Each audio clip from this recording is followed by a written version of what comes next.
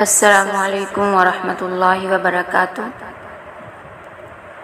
میں امید کرتی ہوں اللہ تعالیٰ آپ سب کو ایمان کی بہترین حالت میں سلامت رکھے، آمین۔ ان لوگوں کی طرح نہ ہو جاؤ جنہوں نے اللہ کو بھلا دیا، بلکہ وہ ایسے لوگ ہیں کہ وہ اپنے آپ کو ہی بھول گئے ہیں۔ ان کا اپنا بھی یاد نہیں رہتا کہ میں نے کیا کرنا ہے کیا نہیں۔ جو اللہ کے ذکر سے محروم ہے اس سے زیادہ محروم کون ہو سکتا ہے؟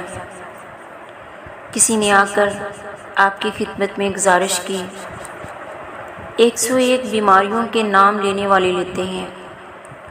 اگر دنیا کی ہر مصیبت کو اپنے آپ کو محفوظ رکھنا چاہتے ہو تو ذکر الہی سے بڑھ کر کوئی مضبوط قلعہ نہیں۔ صبح و شام کے اذکار کی پابندی، نماز کے بعد گنتی کے 4 سے 5 منٹ زیادہ نہیں، اللہ کا ذکر کریں۔ زیادہ سے زیادہ انسان کو یہی ہوتا ہے، کام کام اور بس کام۔ کہیں میرے کسٹمر انتظار کر رہے ہوں گے، لینے والوں کو چھوڑ کر جو دینے والا ہے اس کے پاس چلے جاؤ۔ زیادہ سے زیادہ کتنی کمائی کر لوگے؟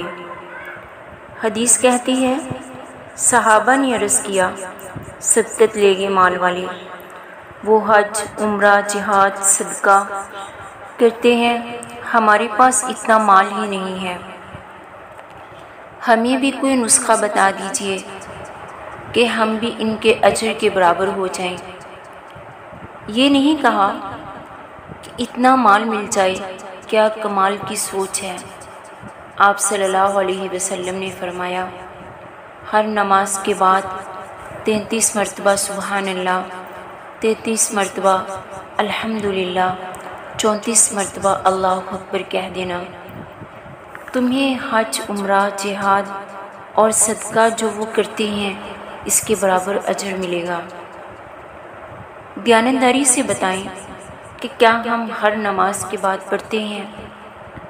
اگر آپ ہر نماز کے بعد 4-5 منٹ بیٹھ کر یہ عمل کریں تو کتنے حج، عمرہ، صدقات، جہاد کا ثواب ملے گا۔